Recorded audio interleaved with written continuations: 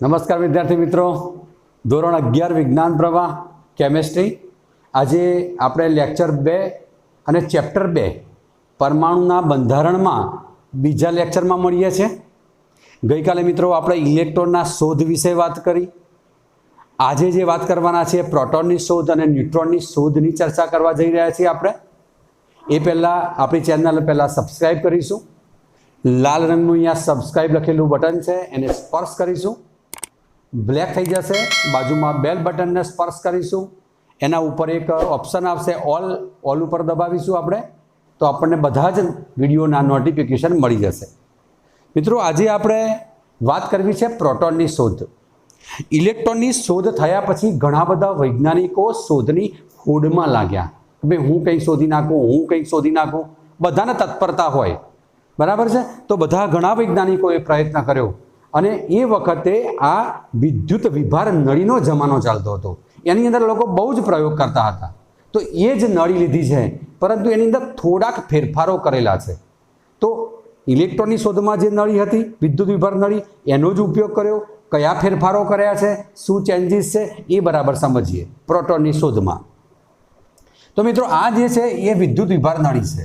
આપણને ખબર છે અહીંયા સક્શન એટલે શૂન્યાવકાશ કરવા માટે, દબાણ વધારવા ઘટાડવા માટે અહીંયા એક કંટ્રોલિંગ પાવર હતો.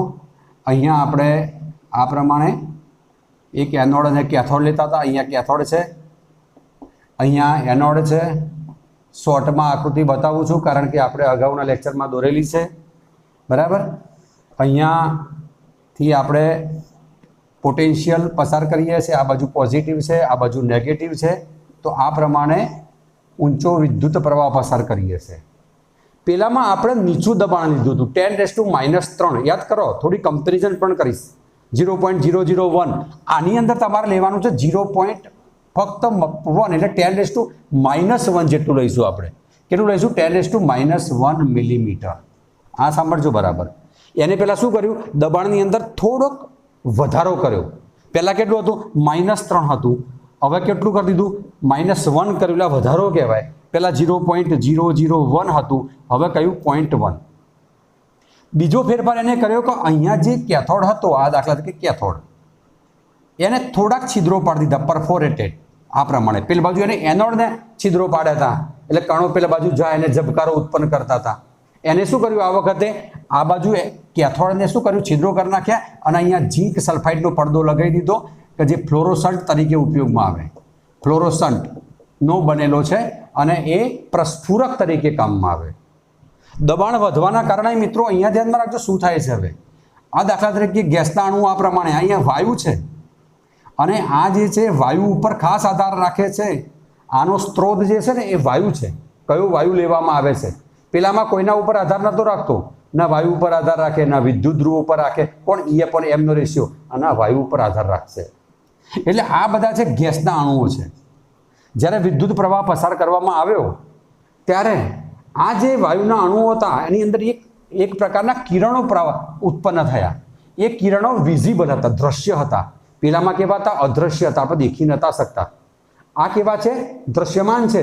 એવા રંગીન, કલર્ડ શબ્દ વાપરું છું, રંગીન કિરણો ઉત્પન્ન થયા. રંગીન કિરણો ઉત્પન્ન થયા. કઈ તરફ જતા હતા સાંભળજો. એનો પ્રવાહ જે છે એનોડથી કેથોડ તરફનો હતો. એનોડથી કેથોડ તરફનો. આ બાજુ ઋણ ભાર છે, આ બાજુ એનોડ છે ધન ભાર. એટલે એનો પ્રવાહ આ તરફ વહેવા માંડ્યો. એનો મતલબ આ ગેસના પરમાણુઓમાં આયન બનતો હશે કોઈ. દાખલા તરીકે આ પોઝિટિવ આયન હોય તો નેગેટિવ આયન તરફ જઈ શકે. તો આ બધા પોઝિટિવ આયન હતા. આ બધા પોઝિટિવ તરીકે વર્તે અને કઈ તરફ જવા માંડે મિત્રો? એ કેથોડ તરફ જવા લાગ્યા.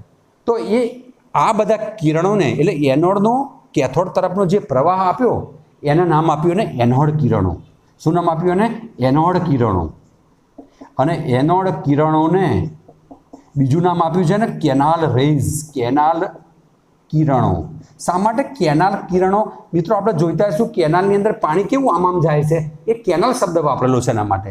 તો આ બધા જ જો આ રેઝ, એક અહીંયા આણો તો અહીંથી જશે, અહીંથી જશે, તો આ બધા કેનાલની જેમ એનો પ્રવાહ ચાલુ થયો.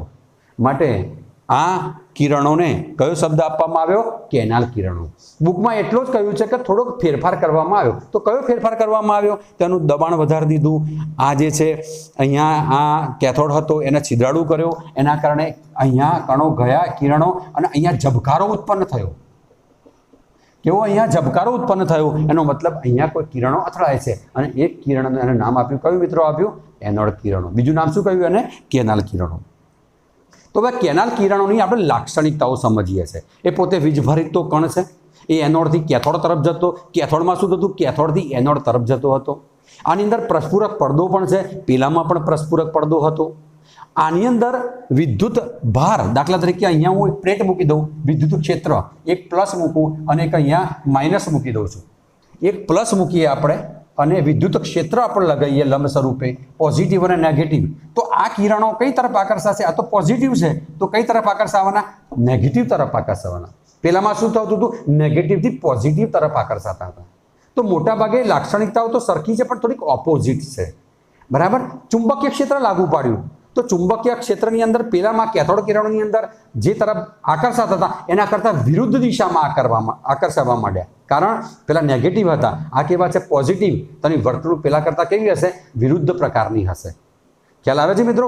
આ બધાને નામ આપ્યું અને કેનાલ કિરણો. આ બધી લાક્ષણિકતાઓ પેલાના જેવી કોમન જ છે. કઈ કઈ? ફરી એકવાર, વિદ્યુત ક્ષેત્રમાં પોતે વિચલન થયા, ચુંબકીય ક્ષેત્રમાં વિચલન થયા, પરસ્પૂરક પડદો લગાવ્યો, એના ઉપર ઝબકારો ઉત્પન્ન થયો. આ બધી જ કોમન બાબતો જે છે જે અહીંયા લખેલી છે. સૌથી અગત્યની બાબત તો યાર કે E/m નો ગુણોત્તર કેથોડ કિરણની અંદર બધા માટે સેમ જ આવતો. કોઈ પણ વાયુ લેતા હતા, વાયુ કોઈ પણ બદલીએ પણ E/m નો ગુણોત્તર કેવો હતો? સેમ જ રહેતો હતો. એનો મતલબ એ ફંડામેન્ટલ પાર્ટિકલ તરીકે, ઇલેક્ટ્રોન તરીકે એ જાણીતા થયા. આની અંદર જ્યારે વાયુ બદલીએ છે, સાંભળજો, ત્યારે E/m નો રેશિયો બદલાઈ જાય છે. એટલે depends on the nature of gas.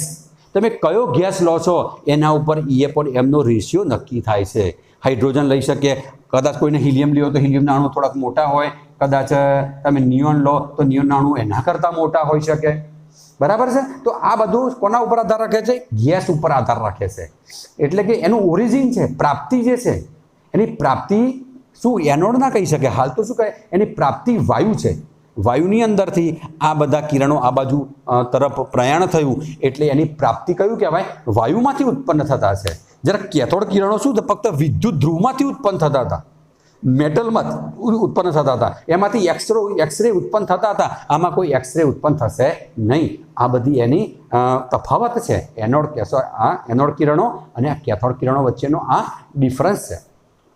આ બધી કોમન બાબતો. ભાઈ, ચુંબકીય ક્ષેત્ર લગાવવામાં આવતા એના પણ વિચલન થયું, વિદ્યુત ક્ષેત્રમાં પણ વિચલન થયું. બીજું, કાઇનેટિક એનર્જી કેથોડ કિરણો પણ ધરાવતા હતા. આની અંદર પણ કાઇનેટિક એનર્જી છે, આ પણ એક ગતિશક્તિ ધરાવે છે. બીજી બાબત આવી પ્રાપ્તિની, મેં વાત કરી દીધી. આનું પ્રાપ્તિ સ્થાન કોણ છે? ગેસિયસ વાયુ સ્વરૂપ છે. ત્યાર પછી આવે છે વાયુના સ્વભાવ ઉપર આધાર રાખે છે. હાઇડ્રોજન માટે જુદું આવે, હિલિયમ માટે જુદું આવે, નિયોન માટે પણ જુદું આવી શકે છે. હવે બીજી બાબત છે કે એનોડ કિરણો પ્રોટોનના બનેલા, સાંભળજો, એનોડ કિરણો પ્રોટોનથી બનેલા વાયુના આયનોથી બનેલા છે. કેથોડ કિરણો ઇલેક્ટ્રોનના બનેલા છે. કેથોડ કિરણો કોના બનેલા હતા? ઇલેક્ટ્રોનના. કોનામાંથી? ઇલેક્ટ્રોન. પણ આ એવું ના કહી શકાય અહીંયા પ્રોટોનમાંથી. હવે એ વસ્તુ જે છે આપણે હાઇડ્રોજનની બાબતમાં લઈશું, તારે કહીશું. કોઈ પણ હલકો એક ગેસ પસંદ કરવામાં આવ્યો, E/m નો રેશિયો નક્કી કરવા માટે શું કર્યું લોકોએ? હાઇડ્રોજન નક્કી કરવામાં આવ્યો. ભાઈ, હાઇડ્રોજન આપણે પરમાણુ લઈએ કે જેનું દળ કેવું છે? સૌથી ઓછું છે. એક હલકો વાયુ લીધો આપણે, એક હલકો વાયુ. તો આ હાઇડ્રોજન લઉં છું. હાઇડ્રોજન આપણે જાણીએ છીએ હાઇડ્રોજનની અંદર એક પ્રોટોન છે અને એક ઇલેક્ટ્રોન છે. હાઇડ્રોજનની અંદર એક પ્રોટોન છે અને આ ઇલેક્ટ્રોન છે. અહીંયા દાખલા તરીકે એક એનોડ છે અને આ કેથોડ છે. આ એનોડ અને આ કેથોડ. એક આ એનોડ છે અને આ કેથોડ છે. કોની વાત કરીએ? પણ હાઇડ્રોજનની. જુદા જુદાની વાયુ લીધા, પણ હલકામાં હલકો લીધો કે જેમાં E/m નું મૂલ્ય સૌથી હાઈએસ્ટ આવે એવી શોધ કરતા હતા. તો આની અંદર એને E/m નું મૂલ્ય કેવું મળ્યું? હાઈએસ્ટ મળ્યું. આ પ્લસ અને માઇનસ, તો માઇનસ તો મારે કૂદકો એનોડ સાથે, કારણ કે એની એટ્રેક્શન છે. આ પ્લસ હતો એ કેથોડ તરફ જતો રહ્યો, આ તરફ. એનો મતલબ આ પ્રોટોનમાંથી એવું કહી શકાય કે એનોડ કિરણો ઉત્પન્ન થયા અને એને નામ આપ્યું એને પ્રોટોન. ફક્ત હાઇડ્રોજન માટે જ કહી શકાય કે વાયુમાંથી નથી કહેતા, આપણે શું કહીએ છીએ, હાઇડ્રોજનમાંથી આ કિરણો જે થયા એ પ્રોટોનમાંથી ઉત્પન્ન થયા. પહેલાં ઇલેક્ટ્રોનમાંથી ઉત્પન્ન થયા હતા ને, તો આને શું નામ આપ્યું? એને પ્રોટોન. પછી એને કહ્યું હાઇડ્રોજનમાં એક પ્રોટોન છે, એક ઇલેક્ટ્રોન છે, માટે એવું કહેવાય કે એનું નામ આપ્યું એને પ્રોટોન. અને પછી આ પ્રમાણે એને પ્રોટોનની શોધ કરી. મિત્રો, પ્રોટોનની શોધ પછી પણ ઘણી બધી શોધો ચાલુ રહી. કે ભાઈ ઘણા વૈજ્ઞાનિકોને એવું લાગ્યું કે આની અંદર વિદ્યુત તટસ્થતા જળવાતી નથી, આનું દળ હજી બરાબર સંતોષાતું નથી. એના માટે આગળ કોની શોધ થઈ? ન્યુટ્રોનની શોધ થઈ. તો પહેલી બધી બાબતો જે છે, આ મેઇન બાબતો જે છે કે આ તમારે નોંધી લેવાની રહે કે આટલી બધી બાબતો એની લાક્ષણિકતાઓ છે, બુકમાં આપેલી છે. એના કરતાં આપણે ડિટેલમાં પણ આ બધી જ બાબતો મેં અહીંયા કરી છે. આ બધી પહેલાં તમે આ નોંધી લો, બરાબર. તો ફક્ત હાઇડ્રોજનના કેસમાં એવું કહી શકાય કે આ જે છે એ પ્રોટોન નામ આપ્યું. અને શું નામ આપ્યું? આ પ્રોટોન. કે આ એનોડમાંથી કેથોડ તરફ જાય છે, એનું નામ શું આપ્યું? એને પ્રોટોન નામ આપ્યું. અને પ્રોટોનની શોધ જે છે એ ગોલ્ડસ્ટીન નામના વૈજ્ઞાનિકે કરી. કોને કરી? ગોલ્ડસ્ટીન નામના વૈજ્ઞાનિકે આ પ્રમાણે પ્રોટોનની શોધ કરી. ત્યાર પછી આવે છે મિત્રો ન્યુટ્રોન. ન્યુટ્રોનની હિસ્ટ્રી આપણે થોડીક જ ભણવાની છે. ભાઈ ન્યુટ્રોન એ વીજભાર રહિત છે. ન્યુટ્રોન કેવો છે? વીજભાર રહિત છે. એની શોધ કેવી રીતે થઈ? આ ન્યુટ્રોન જે છે ચેડવિક નામના વૈજ્ઞાનિકે શોધ કરી. ચેડવિક વૈજ્ઞાનિક આવ્યો, એને બેરિલિયમનો એક પાતળો વાયર લીધો, તાર લીધો. બેરિલિયમ પતરું લઈએ, બેરિલિયમ ધાતુનું એક પતરું લીધું, બરાબર. આ પતરા ઉપર એને આલ્ફા કણોનો મારો કર્યો. કયા? હવે આલ્ફા કણો, બીટા કણો, ગેમા કણો આપણે આગળ ભણવાના છે, છતાં પણ જરા સમજી લઈએ. આ હિલિયમના કેન્દ્રો છે. હિલિયમ 224 કહેવાય. હિલિયમનો પરમાણુ ક્રમાંક 2 છે, જ્યારે પરમાણુ દળાંક એનો 4 છે. હિલિયમ 2 ઇલેક્ટ્રોન ગુમાવી દેશે એટલે હિલિયમ +2. આ જે +2 જે કહેવાય એનો કેન્દ્રમાં ધનભાર વધારે છે, એને આલ્ફા કણો શબ્દ વાપરવામાં આવે છે. તો એના મારો જ્યારે કરવામાં આવે છે ત્યારે એની અંદરથી ન્યુટ્રોન ઉત્પન્ન થયા. જ્યારે આ ન્યુટ્રોનનું માસ નક્કી કરવામાં આવ્યું, ન્યુટ્રોનનું દળ નક્કી કરવામાં આવ્યું, ત્યારે એ દળ એ પ્રોટોન કરતાં કેવું હતું? થોડુંક વધારે હતું. માટે એવું કહી શકાય ઇલેક્ટ્રોન, પ્રોટોન અને ન્યુટ્રોન પૈકી સૌથી ભારે કણ કયો? તો ન્યુટ્રોન એ સૌથી ભારે કણ છે, બરાબર છે. તો આ બાબત તમારે ખાસ યાદ રાખવાની છે ન્યુટ્રોનની. પછી પ્રોટોનની વાત કરીએ તો પ્રોટોનનો ચાર્જ જે છે, આ પ્રોટોનનો ચાર્જ, દાખલા તરીકે પ્રોટોનનો ચાર્જ પેલા ઇલેક્ટ્રોનથી થોડોક 1.6 × 10⁻⁻⁹ આ કુલમ, બરાબર છે. તમે ઇલેક્ટ્રોનમાં શું લીધું હતું? અહીંયા માઇનસ લીધું હતું, પણ આ કેવા છે? પ્રોટોન ધનભાર ધરાવે છે એટલે 1.6 × 10⁻⁹ કુલમ છે. આનું દળ નક્કી કરવામાં આવ્યું પ્રાયોગિક રીતે છે 1.625 × 10⁻⁻27 કિલોગ્રામ. આ ધ્યાનમાં રાખજો. આ કોનું દળ છે? 1.625 × 10⁻⁻27 કિલોગ્રામ એ પ્રોટોનનું દળ. ઇલેક્ટ્રોનનું દળ આપણે ગઈકાલે વાત કરી હતી. કેટલું હતું ઇલેક્ટ્રોનનું દળ? ઇલેક્ટ્રોનનું દળ બરાબર 9.109 × 10⁻31 કિલોગ્રામ. આ 27 × 4 31. એનો મતલબ ઇલેક્ટ્રોન કરતાં પ્રોટોન જે છે ને એ દળદાર છે, ઘણો મોટો એનું દળ વધારે છે. કેટલું દળ વધારે હશે? તેનું ડિવાઇડેશન કર્યું તો 1837 ગણું એનું દળ વધારે જ છે. અહીં 4 ડિજિટ દેખાય છે, 27 વચ્ચે ડિફરન્સ 4નો છે, તો 1837 ગણો પ્રોટોન ઇલેક્ટ્રોન કરતાં ભારે છે, બરાબર. તો આટલી બાબતો નોંધ કરી લો. અને ત્યાર પછી આપણે આગળ વધીએ છીએ. થોમ્સનનો નમૂનો જોવો છે આપણે. થોમ્સનનો નમૂનો સમજતા પહેલાં એનો સ્ક્રીનશોટ કરી દઈએ આપણે. વિદ્યાર્થી મિત્રો, આપણે સમજ્યા એનોડ કિરણો શું છે અને કેવી રીતે મળે છે, અને ગોલ્ડસ્ટીને એની કેવી રીતે શોધ કરી. અને છેલ્લે એક લીટી બરાબર યાદ રાખજો, એનોડ કિરણો અને કેથોડ કિરણો. કેથોડ કિરણો એ ઇલેક્ટ્રોનના બનાવેલા છે, જ્યારે એનોડ કિરણો એ પ્રોટોનના બનેલા નથી. આ શબ્દ બરાબર ધ્યાનમાં રાખજો. એની પ્રાપ્તિ છે, ઓરિજિન છે, કોઈ પણ ગેસ છે. અને હલકામાં હલકો ગેસ આપણે કોની વાત કરી? હાઇડ્રોજનની. અને એવું કહી શકાય કે હાઇડ્રોજનના કેસ માટે એનોડ કિરણો એ પ્રોટોનથી બનેલા છે, એવું કહી શકાય, બરાબર છે. તો હવે આગળ વધીએ. મૂળભૂત કણો કયા છે? આપણે ઇલેક્ટ્રોન, પ્રોટોન અને ન્યુટ્રોન, એ લોકોની સંજ્ઞા આપણે યાદ રાખીશું. હવે તે આપણે ઇલેક્ટ્રોનને ઈ કહીશું. ઈ માઇનસ ચાર્જ ધરાવે એટલે ઘણી વખત એના ઉપર આપણે માઇનસ લખી દઈશું. એનો ચાર્જ કેટલો છે? -1. પીના ઉપર પ્લસ પણ લખી શકાય, કારણ કે એનો સાપેક્ષ ભાર કેટલો છે? +1. અને ન્યુટ્રોન ઉપર કોઈ ભાર હોતો નથી. ફરીથી E-1, ચાર્જ, પીનો +1 અને ન્યુટ્રોનનો 0. આ લોકોના નિરપેક્ષ ભાર આપણે વાત કરી -1.6022 10⁻⁻19 કુલમ. અહીંયા માઇનસ છે કારણ કે આનો ભાર કેવો છે માઇનસ, આ પ્લસ છે, મૂલ્યો સરખા છે, આ માઇનસ છે અને આ પ્લસ, આ કુલમમાં લીધા, આ તો 0 કહી શકાય. આ પણ લીધું -1 +1 0. આનું દળ ખાસ યાદ રાખીશું મિત્રો. ઇલેક્ટ્રોનનું દળ આપણે વાત કરી હતી 9.109 × 10⁻31 કિલોગ્રામ છે. ત્યાર પછી 1.67 એ પ્રોટોનનું છે 262 × 10⁻27 કિલોગ્રામ. આ બંનેનો થોડોક ડિફરન્સ છે, 262 અહીંયા 700 ને અહીંયા થોડોક ફેરફાર છે. જુઓ આ 267 સરખા છે, 262 અહીંયા 493. એનો મતલબ પ્રોટોન કરતાં ન્યુટ્રોન થોડોક ભારે છે, બરાબર. એનું યુમાં યુનિવર્સલ માસમાં યુનિફાઈડ માસ લઈએ તો આપણે આનું બહુ જ ઓછું છે, નિગ્લિજિબલ 0.0054 એટલે 0 કહી શકાય, 1.007 એટલે 1 કહી શકાય, 1.008 એટલે 1 કહી શકાય. તો આટલી બાબતો આપણે આ સમજ્યા છે. હવે ત્યાર પછી પરમાણુઓની વાત આવી.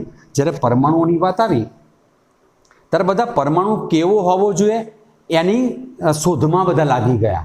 તો બધા ઘણા બધા વૈજ્ઞાનિકોએ મોડલ બનાવ્યા, પરંતુ અત્યારે આપણે જે વાત કરવાની છે થોમ્સનના મોડલની.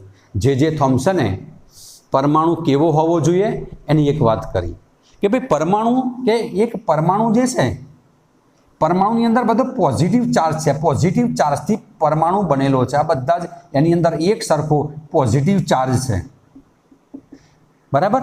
પરમાણુ એ પોઝિટિવ નથી પણ પોઝિટિવ ચાર્જથી પરમાણુ બનેલો છે. આ વાક્ય બરાબર ધ્યાનમાં રાખજો. સમગ્ર એક ગોળાકાર ગોળાની કલ્પના કરી કે જેની ત્રિજ્યા એને બતાવી ગયું 10⁻10 મીટર છે. એની અંદર સમગ્ર ભાગ પોઝિટિવ ચાર્જથી આચ્છાદિત થયેલો છે અને એટલા જ નંબર ઓફ ઇલેક્ટ્રોન એની અંદર વચ્ચે ઇલેક્ટ્રોન આવેલા છે. આ electron minus, electron minus, electron minus, electron minus, electron minus, એટલે એના વડે પ્રોટોન ઇલેક્ટ્રોન વડે તટસ્થ થયેલો છે. થોમ્સનના નમૂનાને થોમ્સને જુદા જુદા નામ આપ્યા, જેવા કે પ્લમ પુડિંગ. પ્લમ એટલે શું કહેવાય? બીજ કહેવાય. દાખલા તરીકે તરબૂચ લઈએ આપણે તો તરબૂચની અંદર આ તરબૂચ છે તો સમગ્ર ભાગ કેવો હોય ખબર છે? સમગ્ર ભાગ તમે જોયું હશે તરબૂચ તો સમગ્ર ભાગ જે છે એ ટોટલ લાલ રંગનો હશે. આ તરબૂચ જે છે એ ટોટલ કેવું છે? લાલ રંગનું તરબૂચ છે. આ રહ્યું સમગ્ર ભાગ એનો લાલ છે. ઉનાળામાં આપણે તરબૂચ ખાઈએ છીએ.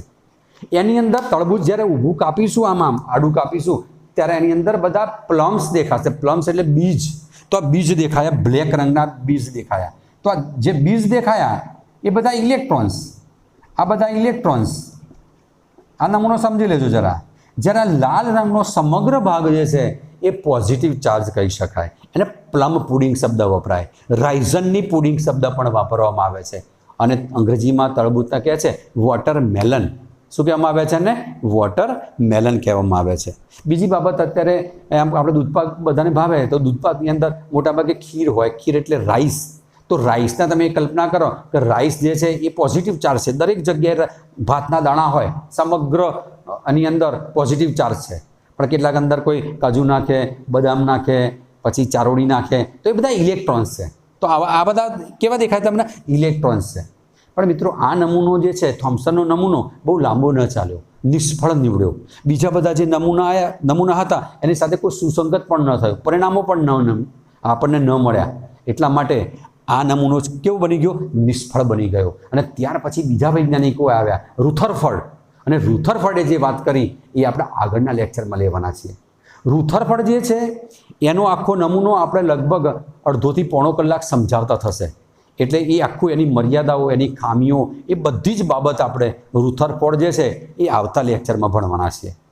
એ પહેલાં આપણે પરમાણુ ક્રમાંકો કોના કહેવાય, પરમાણુ દળાંક કોના કહેવાય, સમસ્થાનિકો કોના કહેવાય, સમભાર્ય કોના કહેવાય, એ બધી બાબતની ચર્ચા કરી લઈએ એટલે આપણે સ્વાધ્યાયના પ્રશ્નો આપણને આવડતા થઈ જાય, આપણે સોલ્વ કરતા થઈ જઈએ. તો મિત્રો આ થઈ ગયો થોમ્સનનો નમૂનો. ક્લિયર? એનું નામ છે પ્લમ પુડિંગ, રાઇઝન પુડિંગ અથવા એને તરબૂચ, વોટરમેલન પણ શબ્દ વાપરવામાં આવે છે. તો આટલી બાબત જરા નોંધી લઈએ, ત્યાર પછી આપણે આગળ વધીએ. હવે ખાસ બાબત આવે છે પરમાણુ ક્રમાંક. તમે જો મારા બેઝિક લેક્ચર ભણ્યા હોય તો ખબર પડે પરમાણુ ક્રમાંક કોને કહેવાય. Atomic number. હવે મેઇન બાબત લઈએ છીએ આપણે પરમાણુ ક્રમાંક. પરમાણુ ક્રમાંક એટલે શું? તો પહેલી વ્યાખ્યા હું લખું છું પરમાણુ ક્રમાંક. અહીંયા લખું છું પરમાણુ ક્રમાંક. પરમાણુ ક્રમાંક એને કહેવાય એટોમિક નંબર. એટોમિક નંબર, બરાબર. પરમાણુ ક્રમાંકની વ્યાખ્યા આપણે આપીએ છીએ. પરમાણુના કેન્દ્રમાં રહેલા પ્રોટોનની સંખ્યાને તે તત્વનો પરમાણુ ક્રમાંક કહે છે, કે જેની સંજ્ઞા કઈ છે મિત્રો? Z. પરમાણુના કેન્દ્રમાં રહેલા પ્રોટોનની સંખ્યાને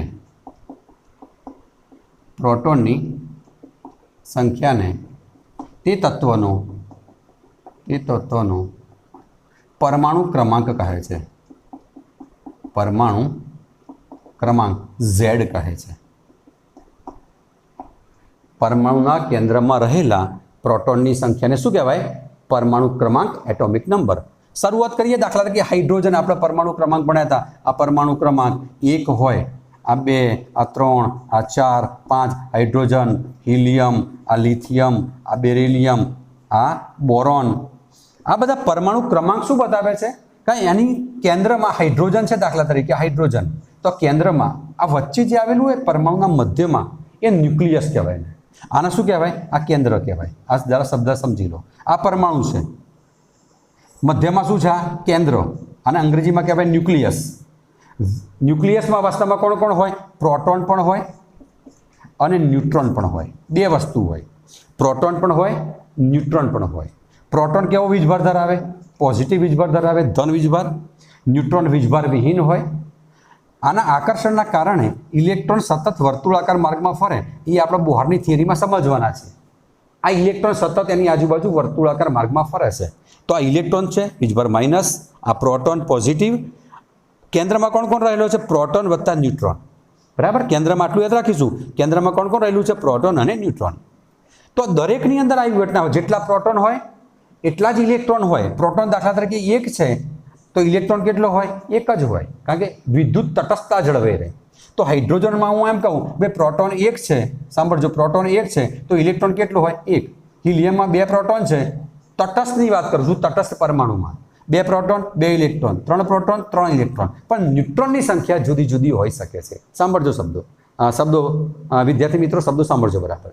ન્યુટ્રોન અલગ હોઈ શકે છે, પરંતુ પ્રોટોનની સંખ્યા અને ન્યુટ્રોનની સંખ્યા તટસ્થમાં કેવી હોય? સમાન હોય છે. તો પહેલી બાબત કહીએ, ભાઈ કોઈ પણ તત્વ આપેલું હોય એમાં જેટલા પ્રોટોન હોય એટલા જ ઇલેક્ટ્રોન હોય. દાખલા તરીકે બીજી બાબત કહીએ આપણે. હું એમ કહું તમને કે સોડિયમ છે પરમાણુ મારી પાસે. આમને જરૂર પડશે આની. આ સોડિયમ પરમાણુ છે મારી પાસે, સોડિયમ. તો સોડિયમનો પરમાણુ ક્રમાંક કેટલો? 11. આ સોડિયમ એટલે Na, સંજ્ઞા Na આપેલી છે. કોઈ કહેશે મને શા માટે Na આપેલી? સોડિયમને S ના અપાય? પણ મિત્રો Na એટલે નાઇટ્રમ શબ્દ છે. નાઇટ્રમ એ લેટિન નામ છે. નાઇટ્રમ એના ઉપરથી Na આવ્યો છે, બરાબર. આ પરમાણુ ક્રમાંક 11 છે. આપણને રચના પણ 9માં ભણ્યા હતા. 2, 8, 10, 1 આ પ્રમાણે. તો આની અંદર 11 પરમાણુ ક્રમાંક શું બતાવે છે? આની અંદર 11 પ્રોટોન છે અને 11 શું છે? ઇલેક્ટ્રોન છે. એટલે કે વિદ્યુત તટસ્થતા જાળવે છે. જેટલા પ્રોટોન હોય એટલા જ ઇલેક્ટ્રોન હોય. કોઈ પણ લઈ લઈએ. દાખલા કે પોટેશિયમ લઈએ તો પોટેશિયમનો શા માટે K લખ્યો? શા માટે P ના લખ્યો? કે K એટલે કેલિયમ કહેવાય. શું કહેવાય એને? આ કેલિયમ.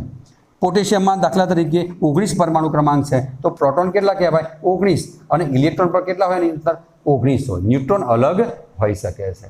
તો પહેલી બાબત ક્લિયર થઈ ગઈ. પહેલી બાબત એ ક્લિયર થઈ, પરમાણુ ક્રમાંક એટલે શું? પરમાણુના કેન્દ્રમાં રહેલા પ્રોટોનની સંખ્યા. પ્રોટોનની સંખ્યા ખબર હોય તો આપણને ઇલેક્ટ્રોનની સંખ્યા પણ ખબર પડી જાય. તો પહેલી બાબત આપણે ક્લિયર કરી, પરમાણુ ક્રમાંક. ત્યાર પછી લઈએ છીએ આપણે પરમાણુ દળાંક. પરમાણુ દળાંક, આ પાછી મેં એને ઇરેઝ કરી દીધી. એ કોઈ પણ એક તત્વ આપણે એની સ્પીસીસ બતાવીએ છીએ એટલે એ ક્લિયર થઈ જાય.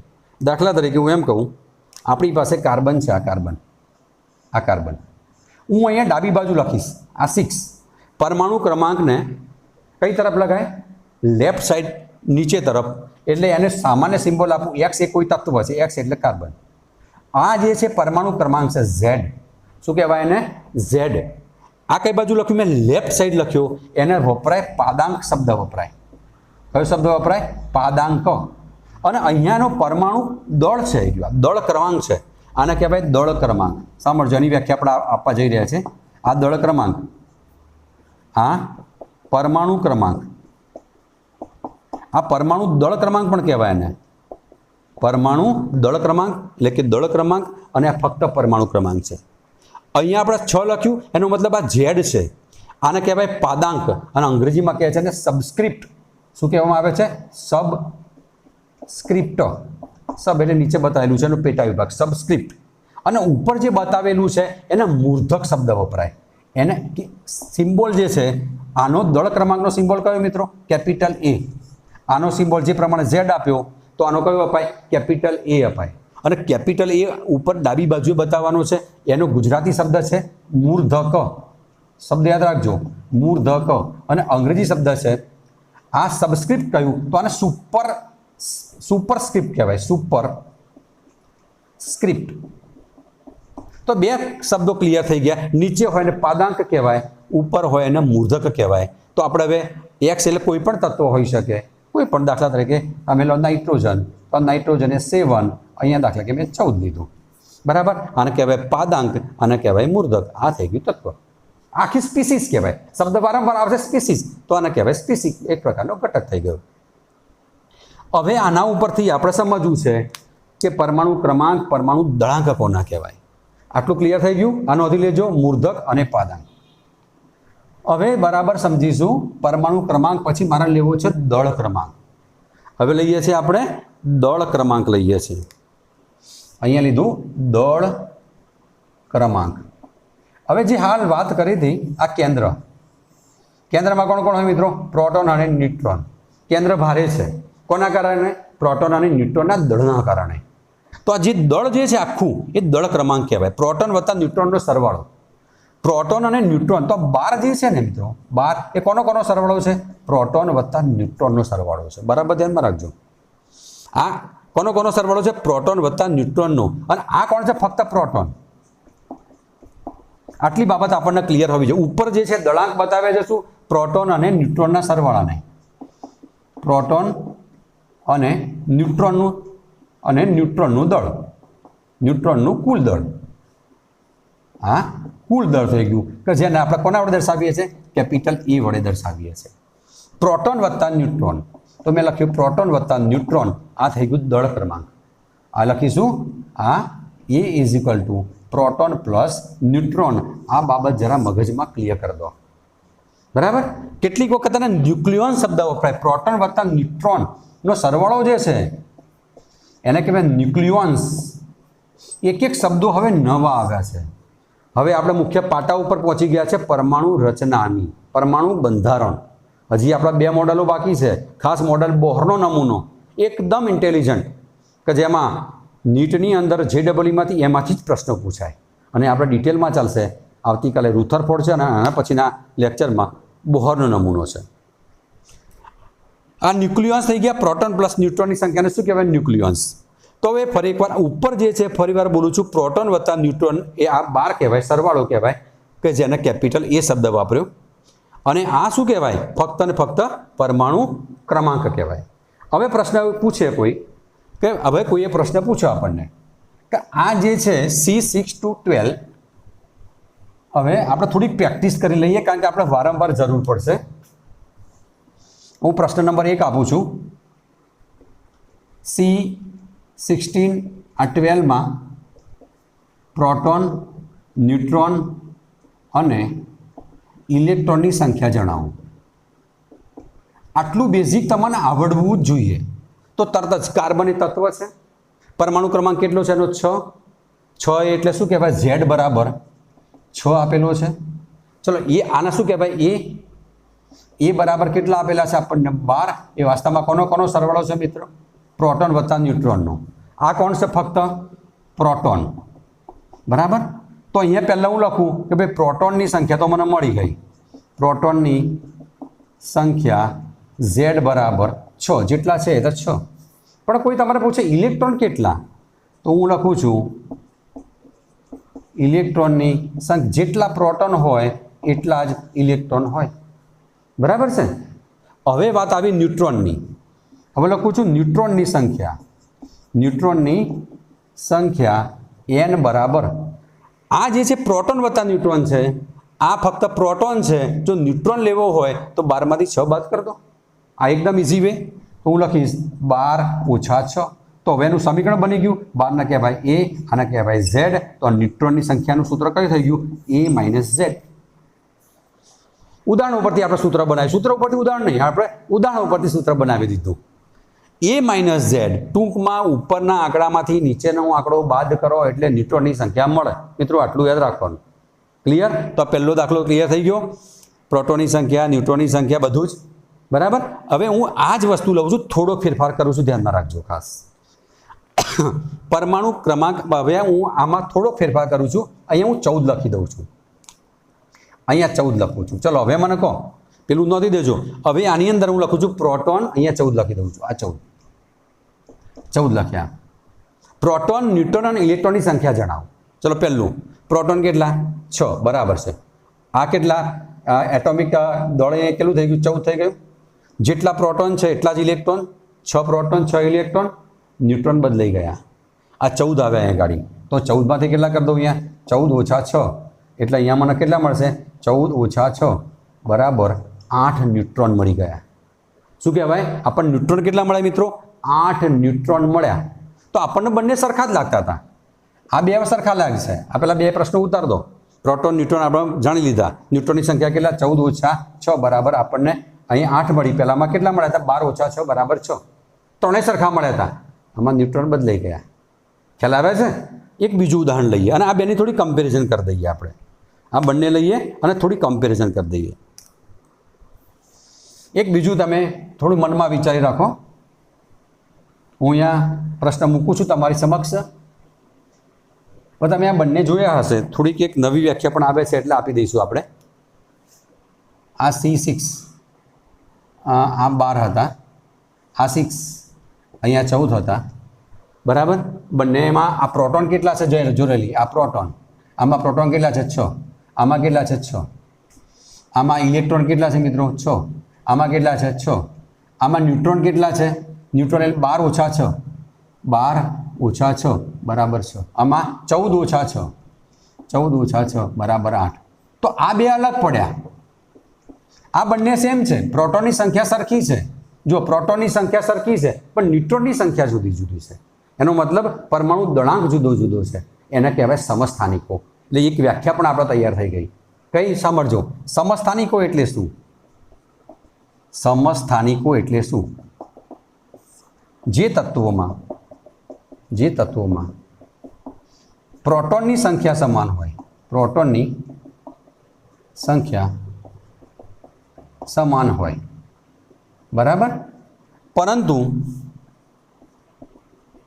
ન્યુટ્રોનની સંખ્યા જુદી જુદી હોય, ન્યુટ્રોનની સંખ્યા જુદી જુદી હોય,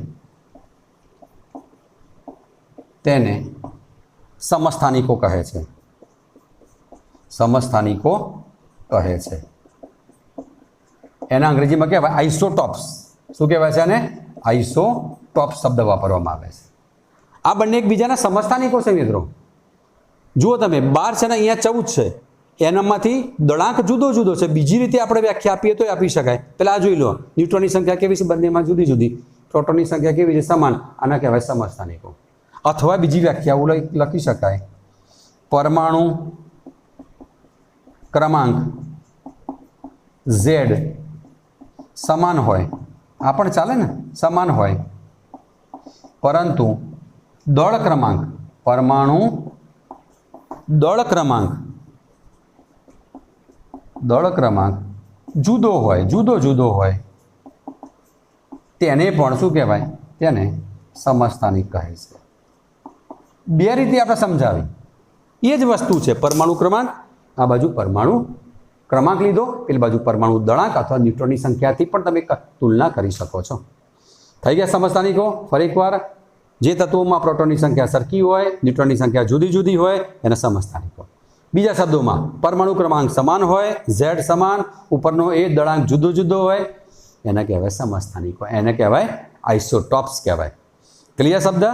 તો એક વ્યાખ્યા થઈ ગઈ, એના ઉદાહરણ પણ થઈ ગયા. બીજા એક લઈ લઈએ આપણે સમસ્થાનિકો એવા. દાખલા તરીકે ક્લોરીનના બે સમસ્થાનિકો છે. ક્લોરીન, દાખલા તરીકે ક્લોરીનના બે સમસ્થાનિકો છે. આ ક્લોરીન લીધો મેં. આ ક્લોરીન અહીંયા લખ્યું 17, અહીંયા લખ્યા મેં 35, અહીંયા લખ્યા ક્લોરીન 17, અહીંયા લખ્યા 37. ચલો આ શબ્દો યાદ રાખો ફરી. આના શું કહેવાય? પાદાંક. સબસ્ક્રિપ્ટ, આને કહેવાય મૂર્ધક. થોડોક શબ્દ નવો છે એટલે થોડું નવા નવી લાગે, બરાબર. આ પાદાંક, આ મૂર્ધક. પાદાંક, મૂર્ધક, સબસ્ક્રિપ્ટ, સુપરસ્ક્રિપ્ટ. હવે પહેલાં લખો છો પ્રોટોનની સંખ્યા. તમે વિચારો, પ્રોટોન લખવું, ઇલેક્ટ્રોન લખવું ને ન્યુટ્રોન લખવું. ચલો પ્રોટોન બતાવો મને તરત જ. જેટલા ડાબી બાજુ છે પ્રોટોન જ હોય, ફિક્સ જ પરમાણુ ક્રમાંક. તો એ મેં લખ્યા 17, અહીંયા લખ્યા 17. આ બંનેના સરખા છે. ઇલેક્ટ્રોન તટસ્થ છે એટલે લખ્યા, સીધા લખ્યા મેં. આના 17 જ હોય, આના 17 જ હોય. ન્યુટ્રોન હવે 35માંથી 17 બાદ કરો. A - Z, 35માંથી 17 બરાબર 18. બરાબર, 35માંથી 17 એટલે 18. અને 37માંથી 17 બાદ કરો. 37માંથી તમારે કેટલા બાદ કરવાના છે મિત્રો? 17 બાદ કરવાના છે. એટલે કેટલા રહેશે? 20. જો ન્યુટ્રોનની સંખ્યા કેવી મળી ગઈ આપણને? અલગ અલગ મળી. પ્રોટોનની સંખ્યા સમાન હોય, ન્યુટ્રોનની સંખ્યા જુદી જુદી હોય, એને કહેવાય સમસ્થાનિક. આવા ઘણા બધા ઉદાહરણ છે અને હું તમારા હોમવર્કમાં આપીશ.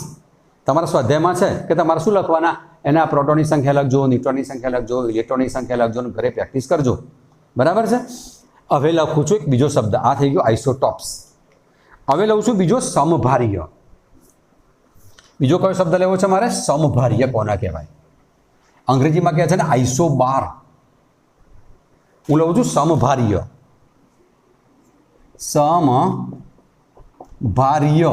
સમ એટલે સરખો, ભાર એટલે સરખો, ઉપરનો ભાર, દળ ક્રમાંક સરખો હોય એને શબ્દ આપીશું આપણે સમભાર્ય. કયો શબ્દ આપીશું આપણે? સમભાર્ય. હવે એના ઉદાહરણ લઈએ છીએ આપણે પહેલા. સમભાર્ય કોના કહેવાય? આ કાર્બન, આ 6, આ નાઇટ્રોજન, મેં લખ્યા 14, અલગ અલગ લખ્યા. ચાલો અહીંયા લખીએ. C16, દાખલા તરીકે અહીંયા મેં 14 લખ્યા. અને બીજું લખું છું નાઇટ્રોજન 14, C6, અહીંયા 14, આ નાઇટ્રોજન, આ 14, આ નાઇટ્રોજન, આ 14. બરાબર. હવે તમે જુઓ, પરમાણુ ક્રમાંક બંનેના કેવા છે? જુદા જુદા. પરંતુ મિત્રો એના દળાંક જ શબ્દ વાપરો છો. દળાંક. દળાંક કેવા છે? સરખા. ભાર સરખા છે. સાંભળજો, ભાર સમાન હોય એટલે દળ ભાર, દળ ક્રમાંક કહેવાય. પરંતુ પરમાણુ ક્રમાંક કેવા છે? એના જુદા જુદા. પહેલામાં શું હતું? પરમાણુ ક્રમાંક કેવા હતા? સરખા. તો અહીંયા હું લખું છું પરમાણુ ક્રમાંક જુદા જુદા હોય, જુદા જુદા હોય, પરંતુ દળ ક્રમાંક સમાન હોય તેને સમભાર્ય કહે છે. શું કહેવામાં આવે છે એને? સમભાર્ય. સમ એટલે સરખું, સમ, તેને સમભાર્ય કહે છે. સમ એટલે સરખું. આઈસો બાર શબ્દ વાપરવામાં આવે છે. શું કહેવામાં આવે છે એને? આઈસોબાર. પેલાને કહેવાય આઇસોટોપ્સ. તો એના બે ઉદાહરણ આપો તો આ રહ્યા બે. બાર સરખા છે, પરમાણુ ક્રમાંક જુદા જુદા છે, તો આ થઈ ગયા આઇસોબાર. હવે પ્રશ્ન એક બીજો પૂછાય છે કે ભાઈ સમસ્થાનિકો જે છે, તો હાઇડ્રોજનના કેટલા સમસ્થાનિકો? એક જરા સમજી લઈએ. બહુ જ અગત્યનો પ્રશ્ન છે પાછો. હાઇડ્રોજનના સમસ્થાનિકો જણાવો. આ પ્રશ્ન કેટલીક વખત બે ગુણનો પૂછાય. સમભાર્ય એટલે શું? સમસ્થાનિકો એટલે શું? ઉદાહરણ સાથે સમજાવો. હું એમ પ્રશ્ન લખું છું હાઇડ્રોજનના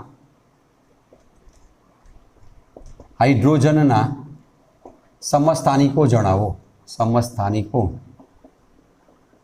જણાવો. બરાબર.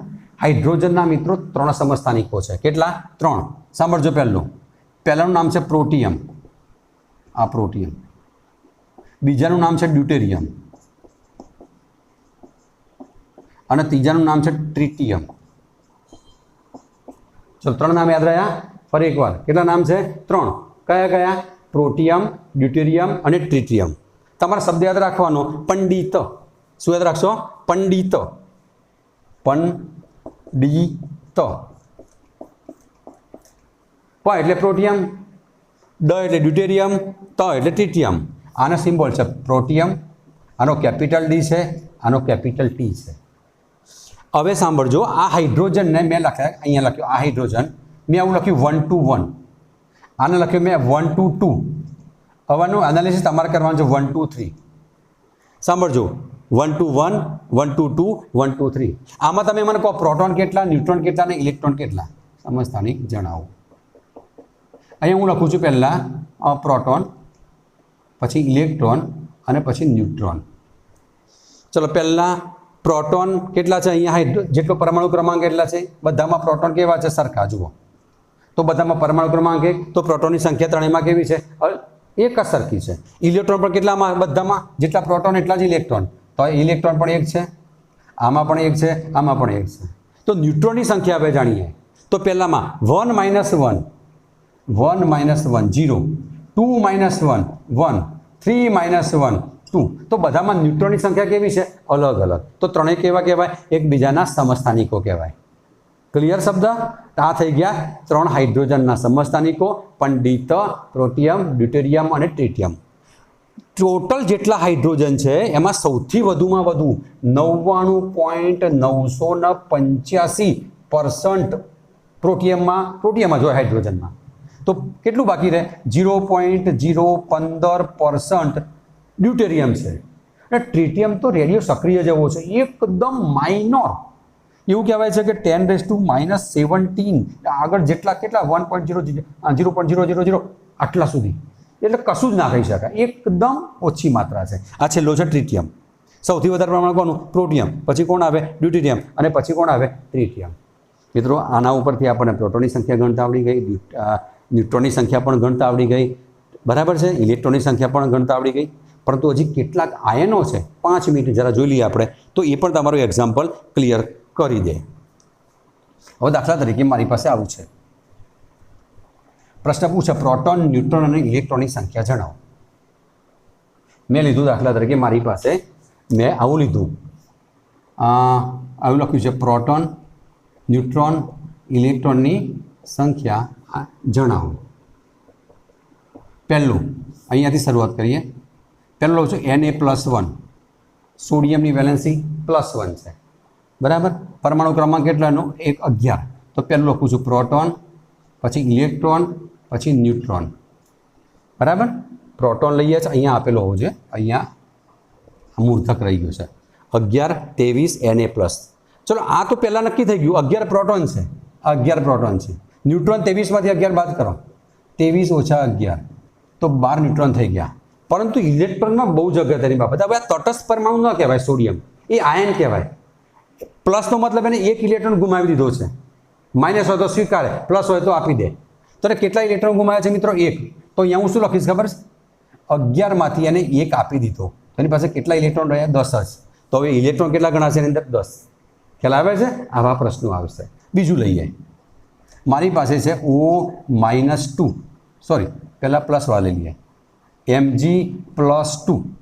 ચલો પરમાણુ ક્રમાંક 12, મેં અહીંયા લખ્યા 24, તો પ્રોટોનની સંખ્યા 12, આ 12. ઇલેક્ટ્રોન કેટલા, 12માંથી એને 2 કાઢી મૂક્યા, આપી દીધા, તો 12 - 2, તો 10 રહ્યા. પછી આ 24 છે, તો 24માંથી 12, 24 - 12 બરાબર ન્યુટ્રોન કેટલા મળી ગયા, 12 મળી ગયા. ક્લિયર. પોઝિટિવ આયનમાં બધું આવડી જશે. બીજું લઈએ, હવે લઈએ છીએ એકાદ લઈ લો હજી, K+ અને Al+3 લો, ચલો 3 લઈ લઈએ, Al+3, આ 13, અહીંયા લખ્યા મેં 27. ચલો પ્રોટોન કેટલા, 13.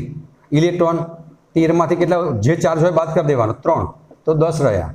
ન્યુટ્રોન તો ખબર છે, 27માંથી 13 બાદ કરો, કેટલા રહ્યા, 14, બરાબર. હવે વાત આવે છે માઇનસની. દાખલા તરીકે મારી પાસે છે O-2, ઓનો પરમાણુ ક્રમાંક કેટલો, 8, મેં અહીંયા લખ્યા 16, બરાબર. આ દળ લખ્યું. ચલો પરમાણુ ક્રમાંક કેટલો એનો, 8, એટલે પ્રોટોન 8 થઈ ગયા. માઇનસ તો મતલબ એટલા સ્વીકારશે, તો અહીંયા ઇલેક્ટ્રોન કેટલા આવશે, આ ખાના પાડ દેજો બધા, તો ઇલેક્ટ્રોન કેટલા થશે, 8 + 2 બરાબર 10 આવશે. તો ઇલેક્ટ્રોન 2 ઉમેરી દેવાના. પછી દાખલા તરીકે આ તો ક્લિયર, 13માંથી કેટલા, અહીંયા કેટલા છે, 16, 16માંથી 8 બાદ કરો, તો 16 - 8 બરાબર 8. ચલો બીજું લઈ આવીએ 5 નંબર. હું લઉં છું સલ્ફર. સલ્ફર -2. અહીંયા લખું છું 16. અહીંયા લખું છું 32. ચલો પહેલું પ્રોટોન કેટલા 16. ઇલેક્ટ્રોન કેટલા 2 ઉમેરવાના, માઇનસ એટલે ઉમેરો, 18 ઇલેક્ટ્રોન થઈ ગયા. 32માંથી 16 બાદ કરો, 32 - 16 બરાબર મળી ગયા 16. તો આ પ્રમાણે બધા એક્ઝામ્પલ થઈ ગયા તમારા. બરાબર, નોંધી લો ફટાફટ. એટલે હું તમને હોમવર્ક આપી દઉં, કયા હોમવર્ક તમને આવડે એવા છે અને એટલા હોમવર્ક તમારે કરીને બતાવવાના છે. આટલું નોંધી લો. કોયડો 2.1 આવડવું જોઈએ પહેલો. કોયડો 2.1, પેજ નંબર લખું છું 33 ઉપર, આ 5 નંબર. પછી બીજો છે 2.2. આટલું ઉતારો. 2.2 તમને ગણી આપું કદાચ. બરાબર, આમાં એક આ જવાબ એનો આની અંદર જ છે, પણ જરા ગણી લઈએ આપણે. આટલું નોંધી લેજો. એનો 2.2 કોયડો કેવો છે જરા સમજી લઈએ. આજે આપણે ખાસું કામ થઈ ગયું છે. થોમ્સનનો નમૂનો થઈ ગયો. સમસ્થાનિકો કોના કહેવાય, સંભાર્ય કોના કહેવાય, આ પ્રોટોન ન્યુટ્રોનની સંખ્યા પણ આપણને આવડી ગઈ છે. કોયડો 2.2 છે. કોયડો 2.2. એક સ્પીસીસમાં સાંભળજો, ઇલેક્ટ્રોન, પ્રોટોન અને ન્યુટ્રોનની સંખ્યા, ઇલેક્ટ્રોન, પ્રોટોન અને ન્યુટ્રોનની સંખ્યા અનુક્રમે 18, 16 અને 16 છે. તો સ્પીસીસની સંજ્ઞા દર્શાવો. તો સ્પીસીસની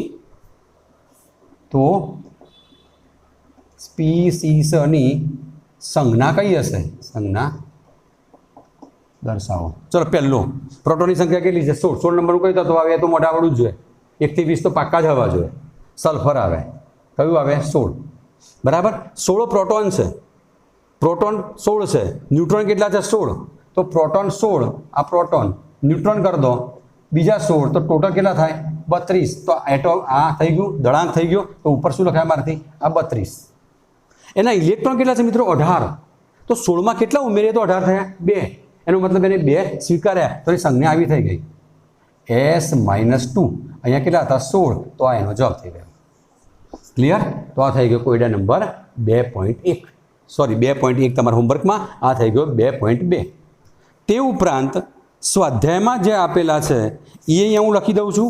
એ તમારે કામ કરવાનું રહેશે અને જવાબ એકદમ ઇઝી છે, ખાલી પ્લસ માઇનસ જ કરવાના છે. એના નંબર ઉપર લઈએ છે પેજ નંબર 65 ઉપર. પેજ નંબર 65 ઉપર છે. દાખલા નંબર 2.3 કરી દો. 2.3 અને 2.4. 2.3 અને 2.4 જેને ગણી જાય એ કોમેન્ટ્સ બોક્સમાં લખજો, ગણાઈ ગયો છે. કારણ કે આટલા બધા જવાબ ક્યાંથી લખશો તમે? ચલો મિત્રો, આજે આપણા આ લેક્ચરને વિરામ આપી દઈએ.